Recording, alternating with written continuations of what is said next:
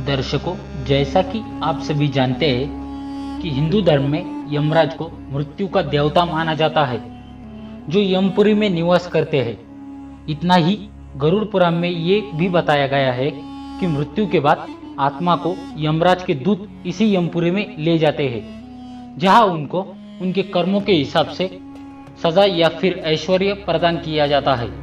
परंतु दर्शकों, आज के इस एपिसोड में हम आपको बताएंगे कि यमराज की वह सभा कैसी है जहां मृत आत्माओं को उनके कर्मों के हिसाब से सजाएं सुनाई जाती है, जिसका वर्णन गरुड़ पुराण में मिलता है। नमस्कार दर्शकों, आप देख रहे हैं महाभारत कथा बाय अथर्वतिवारी यूट्यूब चैनल। अगर अभी तक आपने हमारे चैनल को सब्सक्राइब नहीं किया तो देर किस बात की, श्रोताओं अभी सब्सक्राइब करें और बेल आइकन अवश्य दबाएं, ताकि ऐसे ही खास लेटेस्ट अपडेटेड वीडियोस आपको रोजाना जानने और सुनने को मिलती रहे। गरुड़ पुराण के अनुसार जब भगवान श्री विष्णु ने अपने वाहन पक्षीराज गरुड़ को जीवन और मृत्यु का संपूर्ण रहस्य बता दिया, तब गरुड़ ने उनसे पूछा कि हे स्वामी, आपके पवित्र वचनों से मैं जीवन और मृत्यु का रहस्य तो जान गया, परंतु कृपया कर मुझे ये भी सविस्तर से बताएं कि यमराज की वो सभा कैसी है जहाँ इंसानों को और पृथ्वी लोक के अन्य प्राणियों की आत्मा को मृत्यु के बाद लाया जाता है, और फिर यमराज की सभा में कार्यवाही के बाद उनके कर्मों के मुताबिक उन्हें सजा दी जाती है। तब भगवान विष्णु ने पक्षीराज गरुड़ को बताया कि हे पक्षी श्रेष्ठ, जैसा कि मैंने आपको बताया कि यमराज, जिन्हें धर्मराज भी कहा जाता है, वो यमपुरी में निवास करते हैं। यमराज का यह लोक 86,000 योजन यानी करीब 12 लाख किलोमीटर में फैला हुआ है। यमपुरी में यमराज जिस राजमहल में निवास करते हैं उसे कालीत्री के नाम से जाना जाता है। यमराज के इस भवन का निर्माण देवशिल्पी भगवान विश्वकर्मा द्वारा किया गया है। यह यमराज की सभा होती है, जिसमें आने वाली आत्माओं को उनके कर्मों के आधार पर न्याय मिलता है। इस राजमहल में यमराज जिस सिंहासन पर बैठते हैं उस सिंहासन को विचार भू कहा जाता है। यमराज का यह महल चौकर है। देवशिल्पी भगवान विश्वकर्मा द्वारा बनाया गया यह महल 1000 योजन में फैला हुआ है। देखने में यह महल चमकती हुई बिजली और सूर्य के तेजस्वी स्वरूप के समान पूरी दिव्यमान है। उस पुरी में धर्मराज का जो भवन है वह स्वर्ण के समान कांतिमान है। 500 योजन ऊंचा और 1000 खंभों वाला यमराज का यह भवन कई तरह के मणियों से सुसज्जित है।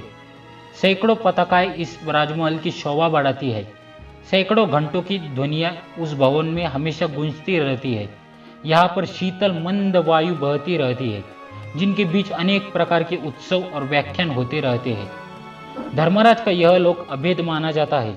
यह लोक इतना सुरक्षित है कि यहाँ असुर तो क्या, देवता भी यमराज की मर्जी बिना प्रवेश नहीं कर सकते। यमराज की सेवा में लगे दूतों को यमदूत कहा जाता है। यमलोक के द्वारपाल को धर्मध्वज कहा जाता है। यहाँ महांड और कालपुरुष नामक के 2 प्रमुख राक्षस है। साथ ही 4 आंखों वाले 2 कुत्ते यमलोक की चौकीदारी करते हैं। यमलोक में मृत आत्माओं के प्रवेश के लिए 4 द्वार बनाए गए हैं।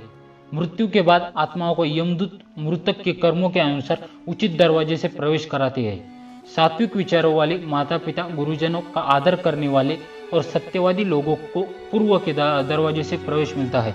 वही साधु संतों को उत्तर के द्वार से प्रवेश मिलता है और दान पुण्य करने वाले व्यक्तियों को पश्चिम द्वार से प्रवेश मिलता है, जबकि दक्षिण द्वार से पापियों को प्रवेश मिलता है। उत्तरी द्वार से जो भी आत्मा यमलोक में प्रवेश करती है उसे किसी भी तरह की कार्यवाही का सामना नहीं करना पड़ता। अर्थात इस द्वार से प्रवेश का अर्थ है कि उस आत्मा को सीधे स्वर्ग में स्थान मिल जाता है। इतना ही नहीं, इस द्वार से प्रवेश करने वालों का स्वागत स्वयं अप्सराएं करती है। इसके अलावा यमलोक के मध्य में यमराज के सहायक चित्रगुप्त का भवन बना हुआ है, जिसका विस्तार 25 योजन है। उसकी ऊंचाई 10 योजन है। चित्रगुप्त का यह भवन लोहे के सरियों द्वारा चारों ओर से घिरा हुआ है। इसमें जाने के लिए सैकड़ों गलियां है और सैकड़ों पताकाओं से यह सुशोभित है। सैकड़ों दीपक इस भवन में प्रज्वलित रहते हैं। इतना ही नहीं, चित्रगुप्त के इस भवन को सुंदरतम चित्रों से सजाया गया है। इस भवन में मुक्त मणियों से निर्मित एक दिव्य आसन है, जिसके ऊपर बैठकर चित्रगुप्त मनुष्यों अथवा अन्य प्राणियों की आयु गणना करते हैं। साथ ही कोई भी प्राणी जो कर्म करता है वह सब कुछ चित्रगुप्त लिखते हैं। चित्रगुप्त के अलावा यमराज की सभा में कोई कई चंद्रवंशी और सूर्यवंशी राजा होते हैं जो सलाहकार की भूमिका निभाते हैं। इनकी सलाह पर ही यमराज सजा का निर्धारण करते हैं। और मृत्यु के बाद जब मृत आत्मा को यमलोक लाया जाता है तो पृथ्वी लोक की तरह ही यहाँ भी सभा का आयोजन किया जाता है, परंतु यहाँ किसी तरह का भेदभाव नहीं किया जाता। मृत आत्मा के यमराज की सभा में पहुंचते ही चित्रगुप्त एक एक कर उसके कर्मों के बारे में सभा में पढ़कर सुनाते हैं। फिर यमराज अपने सभी सभासदों से सलाह मशविरा करने के बाद उस आत्मा के लिए दंड का निर्धारण करते हैं, जिसके बाद आत्मा को दंड भुगतने के लिए नरक में भेज दिया जाता है। और अगर कोई आत्मा अपने जीवन काल में पाप से अधिक पुण्य अर्जित किया रहता है तो उसे स्वयं यमराज स्वर्गलोक के प्रवेश द्वार तक छोड़ आते हैं। लेकिन मित्रों, आपको ये बता दूं कि मृत्यु के पश्चात जब आत्मा को यमलोक ले जाया जाता है तो उन्हें अपने कर्मों के हिसाब से मार्ग में भी कई तरह की यातनाओं का सामना करना पड़ता है, क्योंकि ऐसा माना जाता है कि मृत्यु लोक से यमलोक तक का मार्ग बड़ा ही दुर्गम है। इस मार्ग में हमेशा अग्नि दहकती रहती है और जब कोई पापी आत्मा इस मार्ग से होकर गुजरता है तो उसका पाँव जलने लगता है, जिसकी वजह से उसके पाँव में फोड़े हो जाते हैं, जो बड़ा ही पीड़ादायक होता है।